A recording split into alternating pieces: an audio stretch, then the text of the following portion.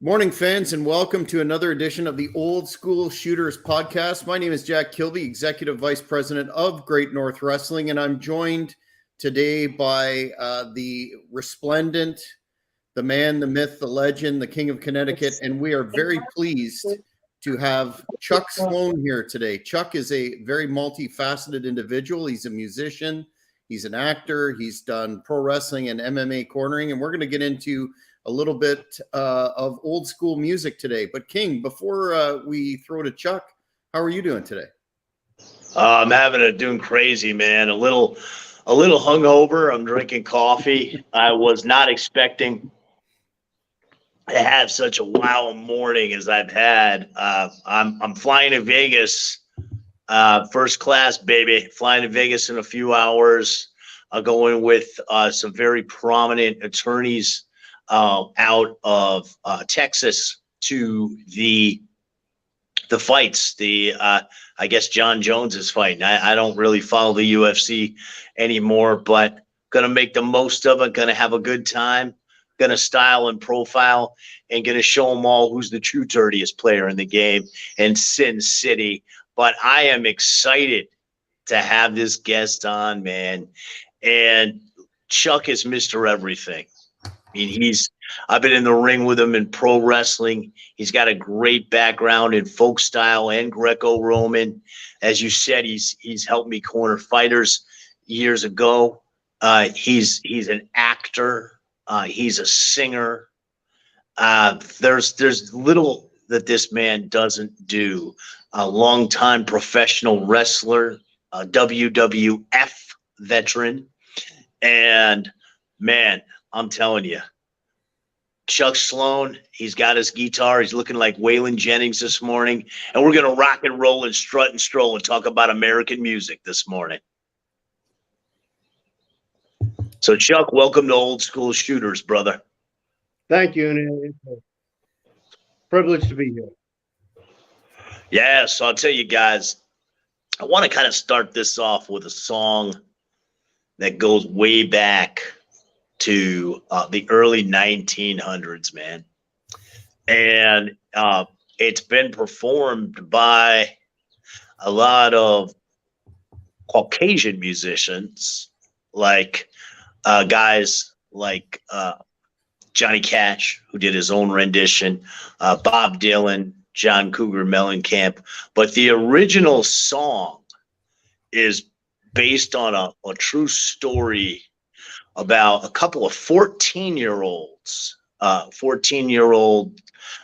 were partying and smoking the weed and who knows what else they were doing, drinking, back at the turn of the century, the early 1900s. I think it was 1905.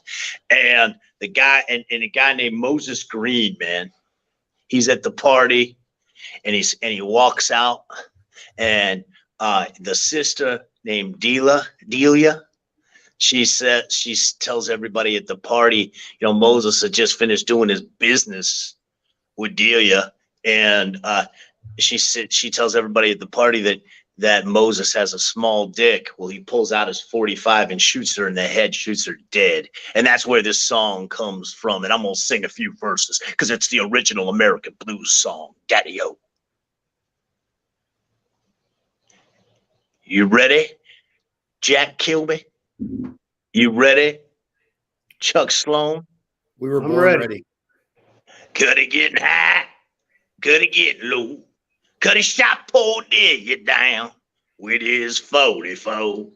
All my friends I ever had are gone. Man in Atlanta, he tried to pass his wife. Poor Delia's in the grave, y'all. 6 feet out of sight. All my friends I ever had are gone. Could have said, Judge, what my fine might be? 99 in the penitentiary. All my friends I ever had are gone. I'm a soulful son of a bitch, gentlemen. And that's just the way we want to kick it off. And then I want to tag in Chucky Sloan, the new legend, so he can strum his guitar and perform a little something for you from Musica Americana. All right.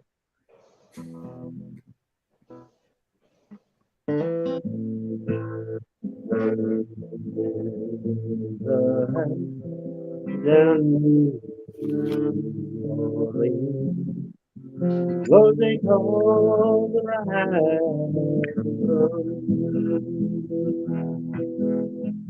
It's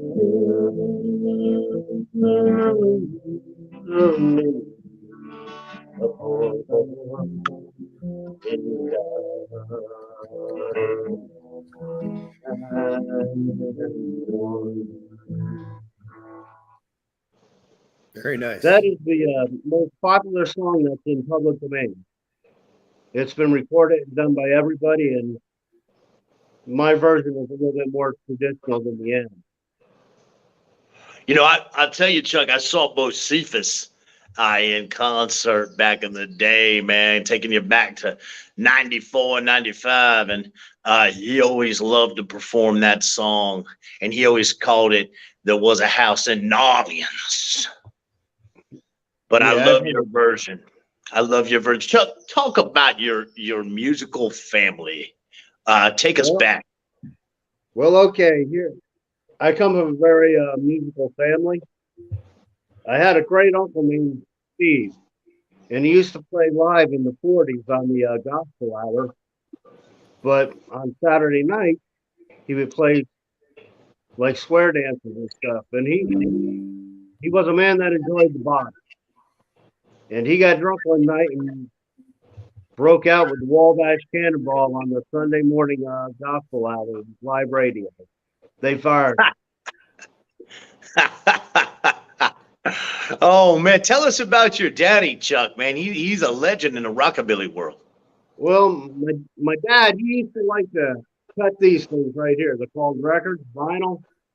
And he was a DJ by trade, but he used to travel with the Louisiana Hayride, go to the Grand Ole Opry, do his own music. And during the Korean War, my dad toured the world with the USO, entertaining troops. And he passed away when I was 3 days old. And I kind of steered clear of music and just did it in my living room because I didn't want to be compared, and I knew I couldn't live up to it. That's amazing, Chuck. Man, you're an amazing musical talent yourself. And I want to kind of mix it up because we have a lot of female viewers. And I want to sing a little something for the ladies right now. The ladies. To all the girls I once caressed. And might I say I've held the best. I dedicate this song. I loved you all night long. All the girls I've loved before. And now, before I throw it back to Chuck, you know, I've been getting Gentleman Jack to come out of his shell, Daddy-O. And I've been getting him to become a soulful son of a bitch like you and I, Chucky. This Canadian Wonder Bread up there, man, the gentleman. He's getting a little more soul and a little more rock and roll. So I want to turn it over to Jack. Just give us a verse or two of Free Bird, brother. Yeah, that's more I would say the Southern rock influence, the Allman Brothers, et cetera, of which I do have an affinity for. I wouldn't say that I'm proficient as a crooner, but since this is the Old School Shooters and it is a special musical edition, I will entertain you all. Just 1 second here. I need the music though. Can you accompany me, Chuck, a little bit on the first part of Freebird? Let me see if I don't even know if I. Sorry to put you on the spot like that.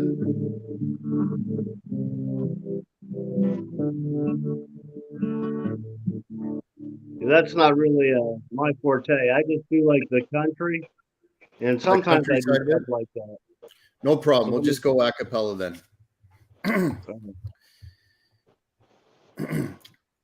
If I leave here tomorrow, would you still remember me? Couple Beautiful. That was good. That was good. Because I must be traveling on now. And you There's gotta too many set places this I gotta free be. bird free. It Yeah. usually So, helps on a Well, karaoke King, stage with some beers involved. I sound a lot better there than I do with coffee in the system. But Chuck, sorry to put you on the spot like that, man. But oh, that's all right. I couldn't perform it, but you know, that's great. I like being put on the spot. It makes me keeps me on my toes. that's the But king's forte. now, yeah. King, So, whenever I wanted a woman, I would break out a little bit of this. Oh, my love, my darling. Sorry, I missed the chord. I get excited when I think about women. I hunger for your touch. Oh, what a great song. What a great Oh, song, my man. love, my darling. I've hungered for your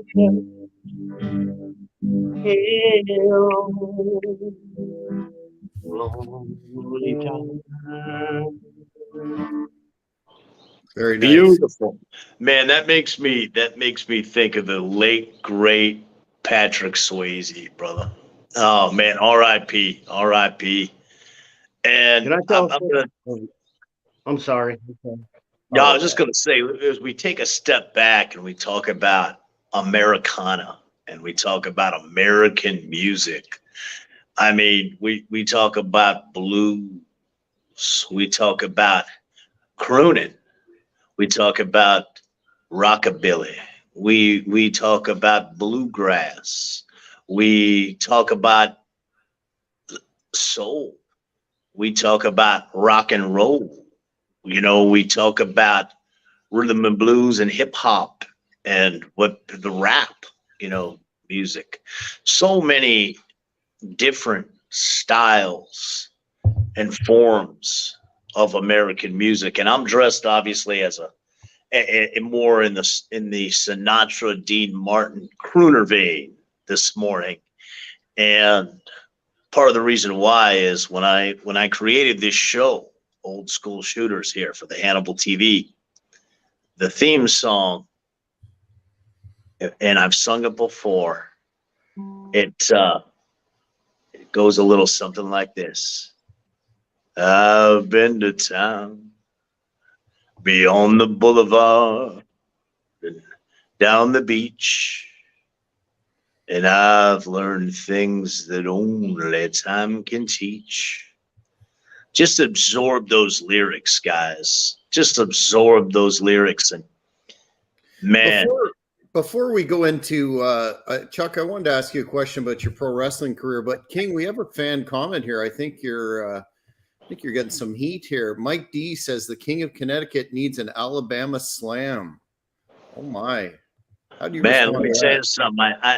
If he's talking about the shot, the Alabama Slam, I tell you, man, I did a number of those shots in my younger days, brother. You know, and I tell you, I've done some Alabama slammers, and I've slammed some Alabama women, daddy.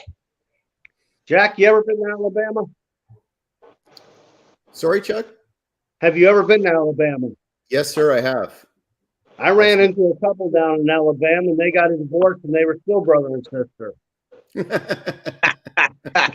You know, the most common question, and being with Berman Law Group and working for these other firms in various capacities, I I know that the most common question in Alabama for attorneys is, if I divorce my wife, will she still be my cousin?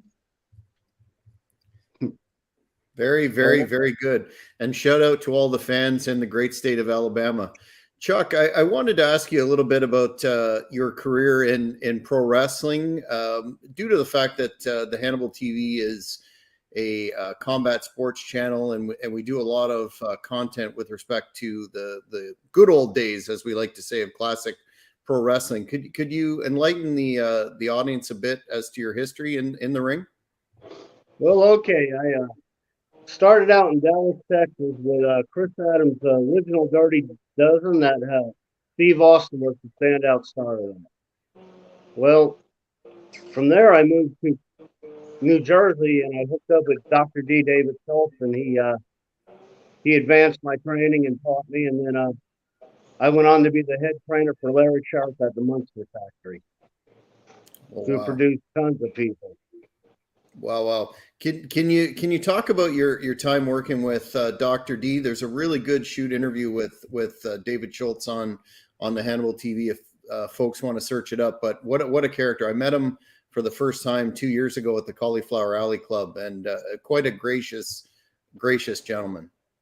He's a great man, and I think in professional wrestling, if you don't exactly roll with the flow, they put a label on you. But Dave's a good guy, and a quick story about Dave Schultz. He pepper sprayed me, and he shot me with a beanbag gun. And I was honored because today somebody would be complaining, but for Dave Schultz to take the time out of his day to shoot me and pepper spray me, it was an honor. But no, he's a great guy. What you mentioned the Monster Factory, that's quite famous as a training facility, and some of the the stars that have been through that system. During your time there, can you think of any that stand out in your mind that went on to have big careers, or those that you thought were going to be big that ultimately it didn't pan out? Well, I guess the biggest star would probably be the Big Show, Paul White. And when I was there, Glenn Ruth was the head trainer before I took over. Trasher from the Headbangers. You had D'Lo Brown, Balls Mahoney. On a Larry Sharp card, it mirrored the WWF back in the day. Because what a lot of people don't know is when WCW and WWF were like in their battle, Vince would send a list to trusted promoters to book guys so he could keep them on the payroll.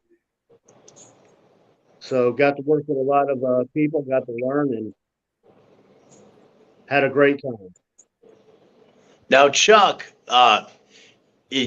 during your tenure there, and maybe after, you had some classic matches with Balls Mahoney. I know he was one of your favorite opponents. Well, they were classic, and with Balls, you just beat the hell out of each other and laugh about it when you got back to the locker room. But old school guys don't have a problem with that. And Stephen Bonnery's dead and gone, and God bless him, but he knew I could throw some forearms, didn't he, Matt?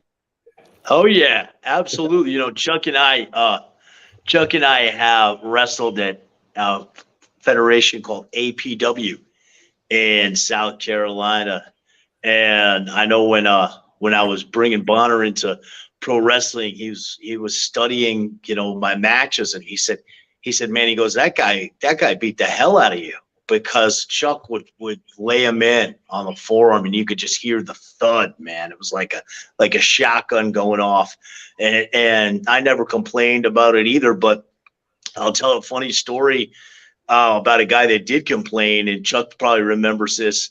I had one opponent and on a show that came back to the locker room after. He was crying, and he was complaining that I shot on him, when in reality I was just trying to get him through the match, because he was kind of like a deer in the headlights, and he was literally crying, and he took my my jumpsuit and kicked it under the ring and threw a fit. And Chuck will tell you, man, there's been a degradation in the toughness of a lot of the pro wrestlers today. Well, my thing about that is when I wrestled, it was a privilege. And you got weeded out if you didn't belong. It's not like today. And for me to sit there and complain about someone beating the hell out of me, that would be like me standing there telling you I'm not a man. So you suck it up and you go with it. Yeah, absolutely, man. And we want this to be about the music. And I'll tell you, Chuck, there's kind of a crossover song when it comes to that southern rock genre. When it comes to bands like Leonard Skinner and the Allman Brothers, it's called Ramblin' Man. And Chuck, do you think you could play us just a couple chords of that classic tune? I'll tell you, I can't do Rambling Man because that ain't in my, I wish we would have got together and got a list to go. But let me just tune this thing down a notch.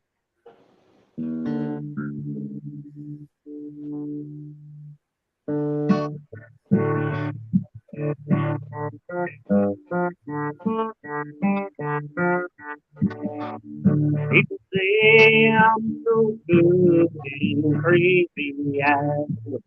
I get drunk in the morning and get stoned in the afternoon. Kinda like old music town, like lay around in the day. But I ain't asking nobody. I can't get it on my own.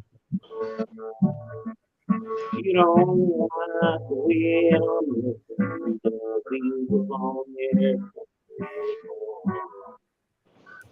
Beautiful. That's the late great Charlie Daniels, who I've seen live a few times.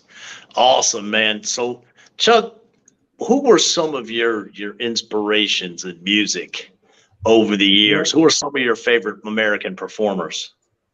Probably like Hank Williams, Jimmy Rogers, maybe like in what I call the boogie woogie style would be Jerry Lee Lewis and some of the traditional music. And I have a really good friend that has an interesting backstory. His name is Little Pink Anderson. His father was Pink Anderson, and Pink Floyd, and half of the band is named after his dad. Oh, wow. So I called him up before I came on here, and he told me, just do you. And if they like it, they'll listen. If they don't, they won't. That's a great philosophy, man. So, Jack, what kind of music were you grooving to up there in Canada as a young man? Well, in addition to the obvious American and international influences, the classics, the Led Zeppelin, the Black Sabbath. I was very, very much into heavy metal, the LA Strip sound, the hair metal genre, the Rat, Whitesnake, Motley Crue, you name it, go on and on, Scorpions. But the most iconic band for those Canadians of my generation is undoubtedly the Tragically Hip, who I'm sure, have you heard of them, King? I can't say that I'm familiar. No, I got to check them out. Yeah, for sure. They're actually from the town the city that I live in, Kingston, Ontario, and are right up there on the pantheon for the classic Canadian acts such as Rush, The Guess Who, but viewers of the Hannibal TV from Canada will no doubt know the Hip, and the late great tremendous songwriter, a man by the name of Gord Downie, who unfortunately died way too young in 2018 of a brain cancer. But yeah, Tragically Hip, huge influence on me younger. But to this day, honestly, hair metal is what I work out to, and I'm a big country music fan. Shout out to Jason Aldean amongst others.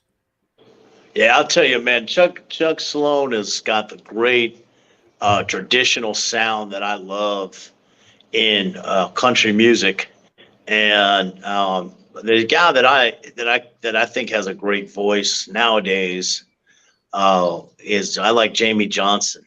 If you ever get a chance to listen to Jamie Johnson, but I like the old Hank Williams, senior and junior, as well. And guys like Waylon Jennings too. There's a lot of great Waylon songs, and I know Chuck used to come to the ring to a Waylon song. Isn't that right, Chuck? Yeah, I wanted to crazy. It ain't much change. But as far as Canadian artists go, I guess Hank Snow kind of kicked it off with the country, and then you got Anne Murray and Gordon Lightfoot, correct, sir? Jack? Sorry, you cut out there on me, Chuck. Could you say it again, please? I said you had Hank Snow is a very popular Canadian artist, Anne Murray and Gordon Lightfoot, correct? Oh, absolutely. Gordon Lightfoot is still performing. I mean, he's had some health issues in recent years, but he's still out there at, God, he's got to be 80 something. Anne Murray definitely as well, although I don't think she's in the business anymore actively. You know, my mom's always been a big fan of Anne Murray. So I grew up listening to some classic Anne Murray songs, and I didn't even realize that she was from Canada. She was from Canada. I didn't even realize until you said it that Rush was a Canadian-based band. Yep, you bet. One on the Mount Rushmore of Canadian rock acts. But King, since we're talking about music, I want to ask you the obvious. Why is it that you haven't done any Tom Jones? Oh man, because I kind of leave that to our guest that we had in the past, and Larry Matza. He does a whole Tom Jones tribute show pretty much. We did one together. He owned a bar in Cocoa Beach, Valley Bar, and we were there with Carlos. Oh man, I just can't believe I spaced on Carlos's last name, but Carlos Carr, the famous crooner from Chile, who I had the pleasure of performing with, and Larry does all the Tom Jones songs. But man, you talk about a guy that was a chick magnet for the ladies, man. Oh, they all love Tom Jones, man. And you know, I always kind of like the voice of Neil Diamond, especially being from the New York City area and the tri-state. And I'll see if I can remember the lyrics to this one. I Am I Said, which is a classic song, and I'm gonna see if I get this verse in my mind before I sing it.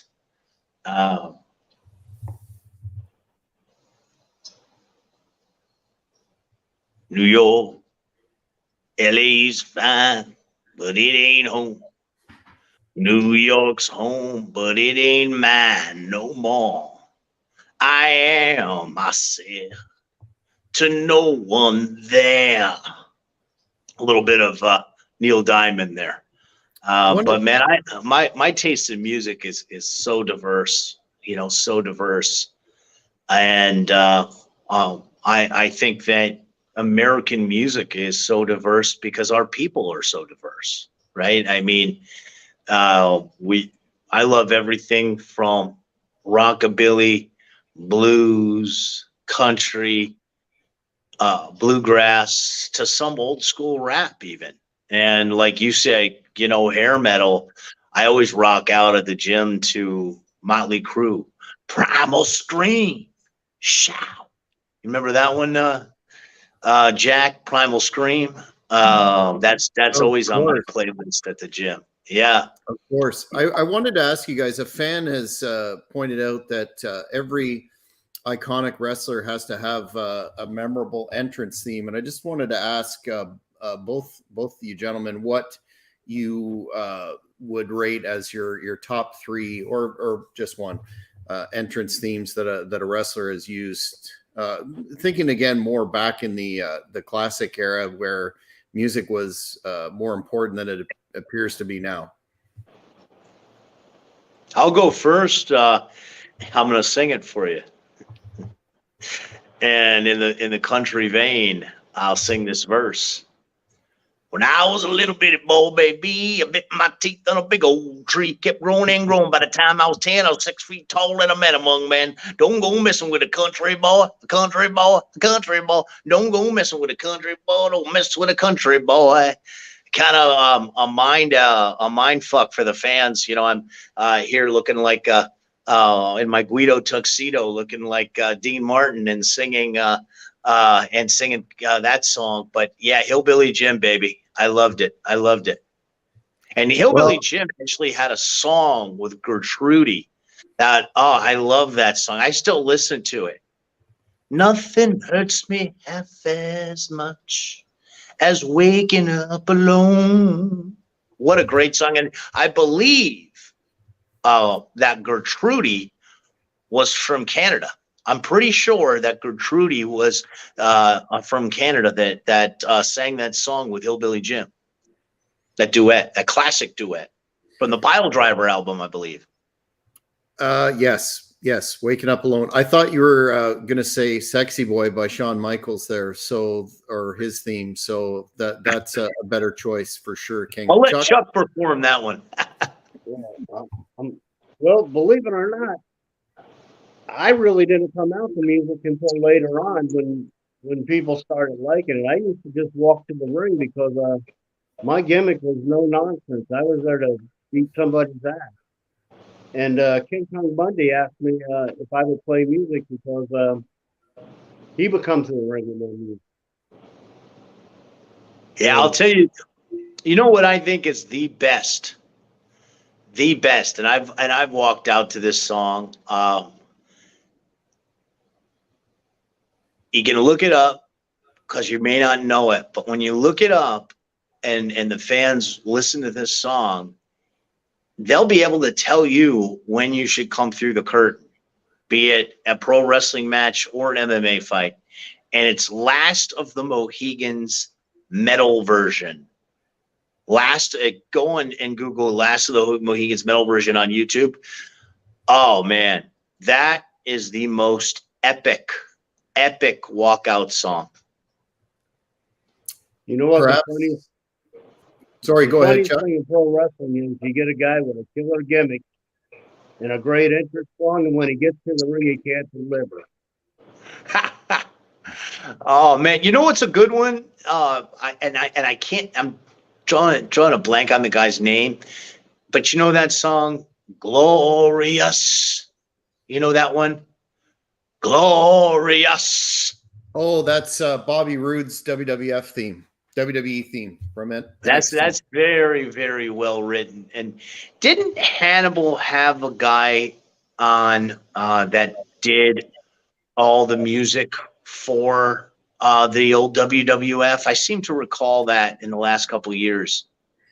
Yeah, that was Jim Johnson. I think he was interviewed by John Paz. Yeah, fascinating. The Paz man. Yeah, John Paz.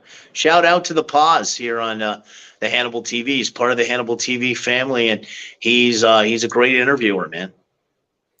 Yeah, that he has an excellent story, and a lot of fans look at his departure from WWE as being a point where the product has declined, because a lot of the entrance music is very generic now. And you think back of the iconic themes like Real American, the Ultimate Warrior's music, and it added so much to the project. But shifting, man, you said it, Jack. You said it. Ultimate Warrior's music. Oh man, that was just so phonetic. It was awesome. It was awesome. And if anybody wants to see me bury Jim Cornette and some other folks, Jim Ross, old Marble Mouth Hillbilly, listen to my commentary about Ultimate Warrior, Dark Side of the Ring. You talk about verbally kicking ass and taking names. That's what I do here on the Hannibal TV, Daddy.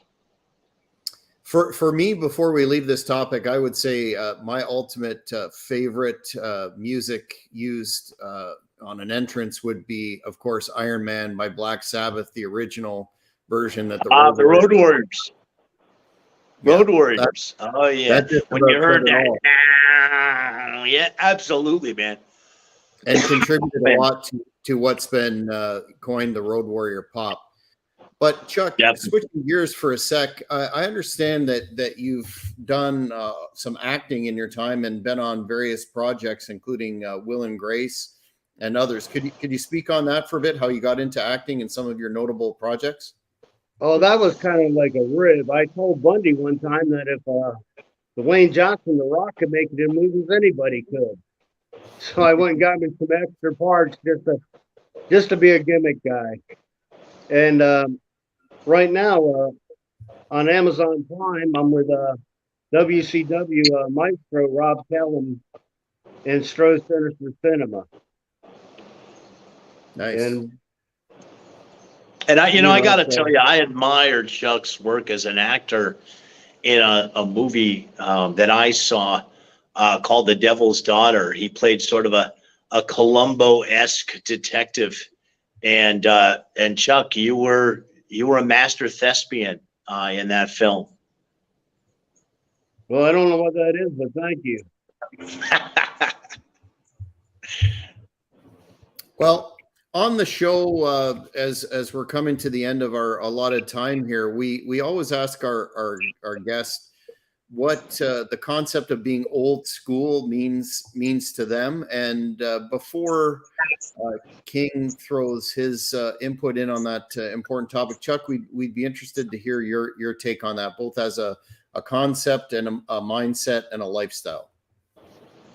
Well, my concept is learn your craft and being able to go out there and work at anybody and learn how to shoot just in case you have to protect yourself, or if some guy doesn't want to go along with the program, maybe you can persuade him with a little pain. And just keep the tradition alive and live your gimmick when you're in public. And that's my idea. Chuck, I'll tell you, man, I watched a match of yours. It's been a pleasure for me to be in the ring wrestling you myself, but that was a match that I just loved, man. That submission match you had at APW, I sent it to Jack Kilby, and I know the guy, and I've met him a number of times. It was your opponent. I can't think of the name off the top of my head here, but I sent that to you, Jack. What a great match. The fans really need to check that out. Chuck, do you remember? I sent it to you too, Chuck. Do you remember who the match was against? Submission match? Not really, not offhand, but it was a classic, man. It was definitely who in that regard, Chuck. Who was your favorite opponent in professional wrestling? Balls Mahoney. I thought you were going to say that. Yeah. Yeah, I know, because you and Balls had, like you said, you had some classic battles, man, over the years. Who was your least favorite opponent? I don't. Whoever I didn't make money with. That was the guy I didn't like to work. Yeah, so man, Jack, I wanna throw it to you for any remaining questions, because I've got to get my ass to the airport, man. No, that just about covers it in a condensed format. So, Chuck, I want to thank you for taking the time out today to be on Old School Shooters. And where can folks find you if they're looking for you on social media? And do you have any upcoming projects that you'd like to plug? Well, I have one project coming up that I'm really not allowed to talk about, that I'm excited about, and I'll pass the information off to Matt when I get it. And they can check me out on Facebook, just Chuck Sloan. And I want to thank both of you gentlemen for allowing me to be on the show. I had a great time. If I hurt anybody's ears with my singing, I want to apologize to them. And that would be the first and last time I ever apologize in my life. Awesome. Another old school trait. Yeah, old school axiom, never apologize. Never apologize. And let me tell you, it's been a pleasure to have Mr. Chuck Sloan on the Old School Shooters. And I just want to end it with this. We're silver sages spreading knowledge to the younger ages. Everybody have a great weekend from the Old School Shooters.